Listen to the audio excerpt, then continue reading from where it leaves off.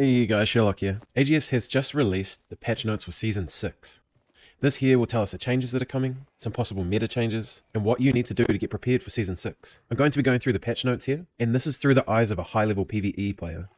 So we're going to be skipping over and just glancing over most of the PvP stuff, but really going in depth in the PvE and how that's going to affect you. At the start of the patch notes, they talk a little bit about some target lock changes. A lot of this is to do with the turn speed and the tracking, including some blunderbuss nerfs only in PvP. My only worry with the target lock changes is that it will make it slightly harder for console players in open world and PvE dungeons, but only time will tell with that one. Just skimming through the PvP stuff, they're adding cross-world matchmaking to 3v3s, which should hopefully make queuing a little bit easier, and they've added a skill-based matchmaking. It doesn't look like there's any actual ranked mode yet, which would probably be the thing that would actually end up getting me into PvP, so we'll have to keep an eye on that. Now there is the new PvP zone, but even us PvEers and open world players do need to keep an eye on this. There is a daily material we can get in there called a golden coconut. Now we can use this instead of a Gorgonite inductor to upgrade our artifacts, which will help save a lot of time. For us high-level PvE players, the 10-man raid is coming, the Hive of the Gorgons. Now it says here, one of the most exciting new features coming is the first ever 10-player raid. The Hive of Gorgons, after defeating Medusa and New Olympus,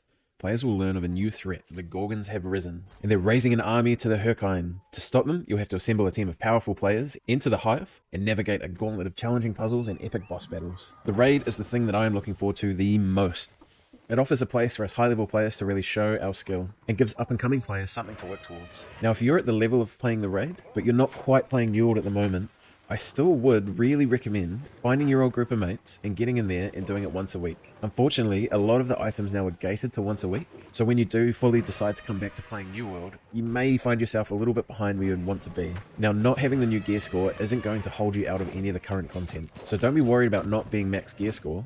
The only people that's really going to affect is really min-max PvEs and PvPers, who are looking for those world records and those war wins. But it will mean that likely in the next expansion or the next content to come out, that whatever's coming out then will likely be gated to that 725. So now's the time to slowly start chipping away and getting that better gear, just ready for that new content to be coming. Now we have some new artifacts. There's 8 new artifacts, each featuring its own questline for upgrades, which will redefine your playstyle. Here's a preview of what to expect from the unique abilities. So first up we have the Cowl of Power, which is a light headwind. This one's special power is Desperate Energy. If you hit an enemy while your mana is below 50%, then you gain 25% increased damage for 4 seconds. This here is on a 10-second cooldown. Now I wouldn't be surprised if you can extend that cooldown with an empowered amulet. For this one, it would really shine in mutations where there's Mage Hunter, where every time you hit an enemy you lose mana.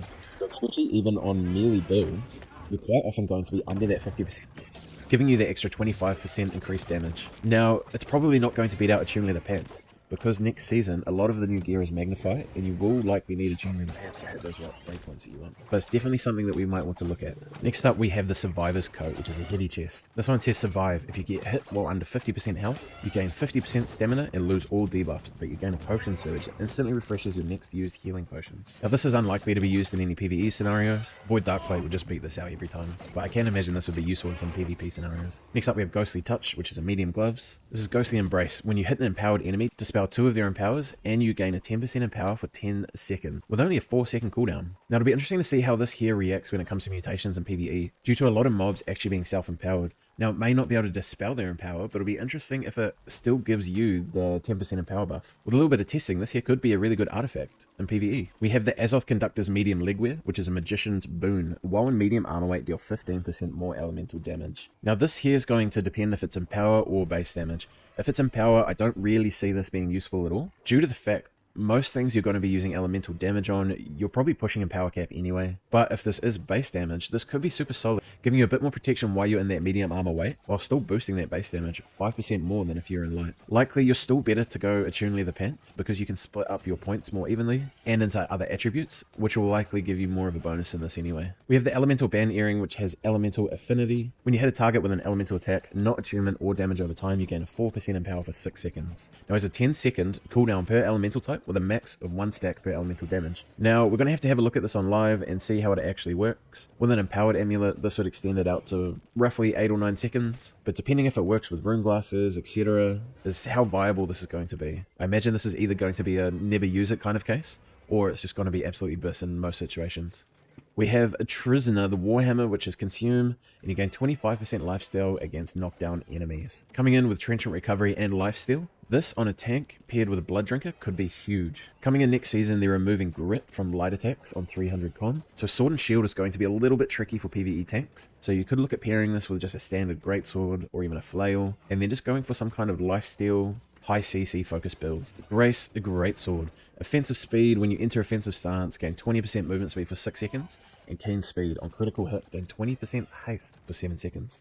Now this here comes on the season pass, and it may look a little bit funky at first when you look at this, but this could be really fun for some open world stuff, doing those chest runs, just getting around pretty quickly, and also for us high level speedrunners. If you put Relentless Freedom on this, you can use this for some really nice skips, get yourself out of being trapped, and it does have some nice niche uses. Last up we have the Power Stone Flail. Heavy Burden, while above 90% health, attacks inflict a 20% weaken for 5 seconds. This one here is super nice as well. Being able to weaken the team is really solid.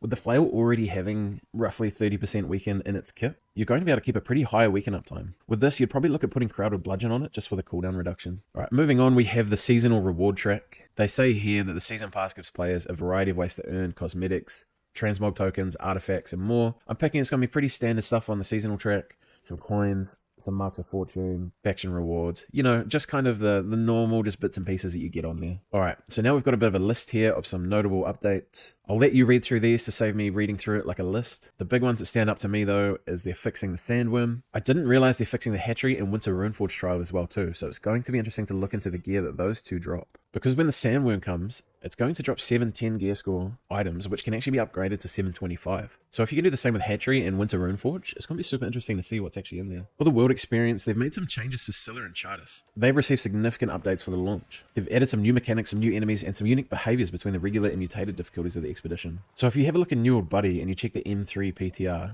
you'll see the resistances have been changed to 50% for Rend and 66% for Weaken from 75% to Birth. This means that your Rends are going to be 25% more effective and your Weakens 9% more effective. This just means you're going to be able to do a little bit more damage and take a little bit more damage, which I imagine kind of reflects whatever changes they've made to those two bosses. There's quite a few notable fixes here. There's some just UI stuff with water ripple effects and people posing funny when unsheathing their weapons. But there is some nice fixes here. They have fixed Tondo, which wasn't triggering when you would use a rune glass. It now shows the healing numbers when you're healing yourself. They fixed an issue that cause going prone to prevent drowning in water. This here's a little cheeky one that people will use just as a quick way to get back to town if they don't have any teleports. And they fixed a very rare issue that caused soul trials to fail to start. Now they've tidied up the camera movement a little bit here. So the self-correcting follow camera has received some tweaks to make its pitch changes smoother and better to conform to the terrain. There's a few other camera fixes here just when you're unlocking your aim down the sight state. And free look camera now remains functional while in inventory screen and is now not permanently toggled on when entering inventory screens. There's a few AI updates here, which is going to be the big one when it comes to PvE. As a tank, this one here is my least favorite and infuriates me is staggers. Here, they've changed it so hitting an AI with any light or heavy attack as well as certain abilities will now cause an interrupting reaction, a hit called stagger. The stagger caused by those attacks is limited by a cooldown that is triggered after a certain number of staggers. So for melee attacks, the cooldown generally takes 2 to 3 staggers to trigger, and then resets after 2 seconds of the enemy not being hit. For ranged attacks, the cooldown triggers after a single stagger, but resets after 2 seconds. And abilities described as causing a stagger will always cause a stagger regardless of the state of the cooldown. All the AI enemies with silver and gold nameplates will be less susceptible to staggers though, and I'm picking this is going to be in dungeons as well. Usually within dungeons, you'll notice it with clear out the most, you can't really move mobs around that much. Now this one here is an interesting one, and I don't know why they've added it in here. So fort target dummies don't show their health bar anymore. When it comes to target dummies, that's our only way really. It's our only way really to do any testing when it comes to weapons. So I'm hoping we can still see our damage numbers and time to kill on them, but I don't understand why they're removing the health bars. Fixed an issue when ranged AI can sometimes narrowly miss the player when shooting. I don't know why they would do that, but alright. Alright, here's one for me, threat generation. They increased the threat generator by blocking by 100%. Not good. Please, if you're tanking, don't just stand there blocking. You need to hit the enemies. Increased threat generator from sword, light, and heavy attacks. That is nice. Increased threat generation from the shield tree passive final blow from 15 to 40%. That one's interesting when it comes to sword and shield DPS, because you really want to take that ability when you're in DPS as it does increase your damage. But if they're increasing the threat on it by 25%, you'll likely not be able to take that ability anymore. You'll end up just pulling far too much threat. Increase the taunt threat bonus percentage from 15 to 35%. And reduce threat generated from life staff and void gauntlet heals. This is really nice. It will still pull aggro. So if you're healing and your tank's running in, they're gathering up the mobs, they're going in, they're getting ready to set up where they're going to fight. Just hold off your heals until they're in place. Allow them to use their pots if they need to. Because if you heal before they've taunted, all of that's just going to turn around on you and it's just going to turn into chaos. So you need to wait until their attack's set up where they want to be, and they've dropped their taunts. Now we have some combat changes. It's quite a list here. I'll just pick out the few main ones that are going to affect us. This first one I don't really understand what it means. Update damage scaling to lower damage increase when you're only using one weapon. If someone knows what that means, blah. If you know what that means, please drop a comment down below explaining that one. A lot of these are just small kind of UI fixes when you're switching weapons, etc. Now it says here they fixed an issue that caused a 50 constitution attribute to unintentionally stack repeatedly. Also remove the health condition and reduce the value to compensate for it always being active. Now the 50 constitution one is plus 10% physical armor when at or above 50% health. So it sounds like they've just removed the at or when above 50% health, and it's just now it's just plus 10% physical armor. It's a nice little boost. Constitution 50 attribute points now gives 1.5% gathering and luck instead of tool durability. And they've just updated some of the tool tips for the mastery points to better call out that they increase the base damage of varying attacks. For the console players, they have adjusted the target lock slightly. They've just changed it so if you're too close to your target, sometimes it would cause your attacks to miss, so they've adjusted that. And they've fixed an issue that caused target lock to not turn off on auto run. And they've fixed an issue that caused target lock to not turn off auto run. Now there's some other just nice little fixes here. They've fixed that when you're holding basic attack and block at the same time, it would prevent you from blocking. Fixed an issue that allowed target spells to be aimed on targets out of range despite being unable to cast.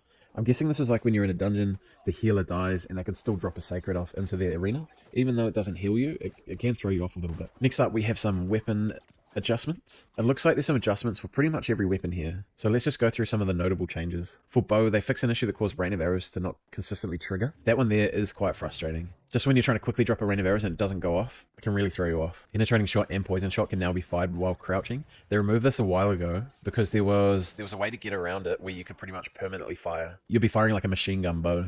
So I guess they've fixed that issue and they've brought the crouching back in. In Blunderbuss, they've just done a couple fixes where it comes to double down, not affecting the mortar charge, and not reloading properly, and an issue that prevented incendiary can't say that word, burst from applying its effect when swapping weapons. Fire Staff, the Pillar of Fire will no longer slightly push back enemies. They fixed an issue where Pillar of Fire triggered 2 instances of damage with a single use. With the Flail, they fixed an issue where Arcane Eruption could sometimes miss knockdown or crawling enemies. And they fixed an issue that caused the Ironclad Superiority Mastery point to always grant Fortify, and now correctly only grants Fortify when a Tower Shield is equipped. The Great Axe fixed an issue that caused the Great Axe Gravity Perk to not always appear by modifying its functionality. Previously, it was a 0.25 second duration, even though the tooltip said 0.33, but it would be applied 0.33 seconds after the pull to allow the pull to finish before triggering the root. Since that duration was so low, it caused issues where it was added and removed before the visual could appear on the target. So to address this, they increased the duration slightly but added a slight cooldown timer to prevent the increased duration from being too strong. So with the Greatsword,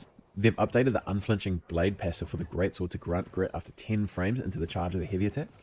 This is to match the functionality of similar passives for the Warhammer and Great Axe. Now, I don't know if this is increasing or decreasing it, which is interesting because we're really going to rely on that heavy attack grit in Season 6, as Greatsword's probably going to be the go-to tanking weapon for most pug tanks. They fixed an issue where Roaring Rupture could pull targets past the player, which is really nice, because quite often you can actually ruin grouping with Roaring Rupture. It kind of spits out the enemy on both sides of you. With the Hatchet, they fixed an issue that prevents attacking from buffering during Infected Throw. Raging Torrent can now be redirected using directional inputs. And they fixed an issue that caused Fuel Rush's dispatch upgrade to not properly apply the damage increase in both hits. Now, Hatchet's going to be super solid next season. With the grit changes for tanks, I think we're going to see a lot more light Hatchet tanks around too, so keep an eye on that. The Ice Gauntlet, they fixed the Ice Pylon slightly. It was shooting over enemies. And they fixed an issue where increased mana regen would persist briefly after breaking a tomb. The Life Staff, they fixed an issue that caused Life Staff's ability buffers and cancels to not work. They added an option menu setting to automatically lock onto target when starting any Life Staff healing ability. And they fixed an issue that caused the Bend Light passive to not refresh the duration of the buff for the full 5 seconds with each dodge. Musket, who cares about Musket? Alright, Rapier. They fixed an issue that caused Tondo to go on cooldown with no effect if it was cancelled at certain frames. They fixed an issue with Backside Rapier perk that caused a 15% damage increase to apply to all damage, not just crit damage. This will be interesting to see how that affects bleed pops. They fixed an issue where the 25 bonus from strength worked with the bleed from flurry. That is unfortunate, because quite often you would take 25 strength to help boost that bleed anyway, even if you're an evade rapier. Reduce Rapier's damage over time duration from 12 to 10 seconds. Ooh, here we go. They reduced the damage of evades a Dago upgrade from 15% to 10%. Just giving evade rapiers a slight bit of a nerf there. Next up we have the Spear. Here it looks like most of the changes are around Javelin. They fixed an issue with some weapon swaps. It fixed an issue that caused the Spear's Javelin ability to not activate during a dodge. It fixed an issue causing Cyclone's invigorating combo to inconsistently track the 2 hits. The Void Gauntlet. They fixed an issue where Scream could hit blocking players. They fixed an issue that caused unintended speed boosts when cancelling attacks or dodges with certain abilities. I think people were using this in wars and stuff to get around. They've addressed some of the Voidblade hit registration issues. This is really good because quite often it feels like with the Void Gauntlet, like you're just hitting nothing. Warhammer, they fixed an issue causing the Warhammer Shockwave ability to stun enemies 6 frames later than intended. This is huge. I've really noticed this one. When we're consistently speedrunning at the beginning of the year and they'd done the combat changes, my entire timing was just off when it would come to Shockwave, and something just really didn't feel right. Path of Destiny can now be aimed while starting the attack using directional inputs. Alright, we're nearing the end, guys. We are now on to economy, progression, and gear. This is the last section, so stay with me. So invasions have been disabled for the first week of Standard Worlds to give companies time to gear up and prepare. Battle Bread is now set to not be cleansed by the Nature's Wrath artifact. I don't think this will matter at all because they've absolutely killed Nature's Wrath. This one here is huge. Coatings now work more like honing stones. They aren't tied to a specific weapon and will instead last for their full duration even if the current weapon is unequipped or changed. This here is going to save so many coatings. Think about a need. So let's say you finish up the second half of the need, you switch back to your ancient coatings. So quite often I'll use 4 here. So you use 2 in the area just after the corrupted boss. And sometimes you'll change weapons again for the last boss. So you can use 4 coatings in this area. You start the dungeon again, you need to use another 2, being 6 ancient coatings right there. So you're dropping 6 ancient coatings in that one dungeon, just down to 1, which is huge. And transmog tokens can no longer be obtained from elite chests. I believe these are only on the season pass and purchased from the NTX store. Alright, a few perk changes. They're changing shirking elemental damage perks that were improperly flagged as empowers, reducing shirking elemental damage perks max power from 45 to 30%. For the healers out there, they made some changes to Healing Breeze. They increased the value up to 16%, and they removed the activation cooldown for the ability and changed it to be an application cooldown for the status effect and not the perk activation. Cooldown is now per target it is applied to, so it'll be more beneficial to use this when healing others as a healer. And they added some functionality to reduce the potency of Healing Breeze when applied to yourself by 35%. So they fixed an issue causing some of the pirated range weapons from the B&B mutator. These here would roll with Rogue, which wouldn't actually function for their weapon type. As with range weapons, you can't get backstabs. Instead, these items will now roll with Keen Speed. The mounts, they had a couple little changes here. They just changed the first mount quest. Now shows the hotkey needed to summon the mount, and they fixed some UI and desync issues. Now when it comes to the UI and the social stuff,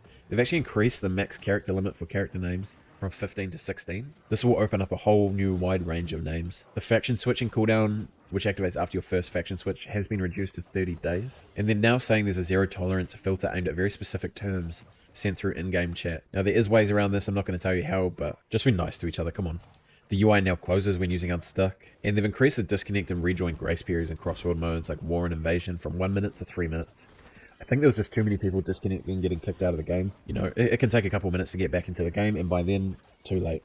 Alright guys, so there's a bit of an overview of the patch note, just trying to go through some of the more relevant things to you. Now some really nice notable changes there for Season 6, like the coding changes. Let me know below what your favourite changes are. Let me know down below what your favourite and least favourite changes are. Please drop the video a like and subscribe, it does help out a lot. And come and see me on Twitch today. We're doing a 24-hour stream for the launch, and we're going head to head with EU for the world's first clear of the Gorgon Hive raid. As always, it was nice talking to you guys, and see you next time.